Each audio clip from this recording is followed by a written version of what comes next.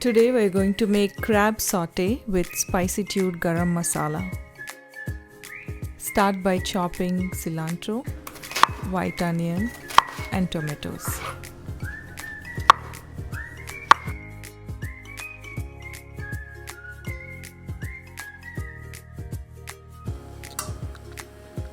To a heated pan, add some oil and then onion and cook until they are golden brown. Add tomatoes, salt and pepper and cook them until they are soft. Add the crab meat, mix it well.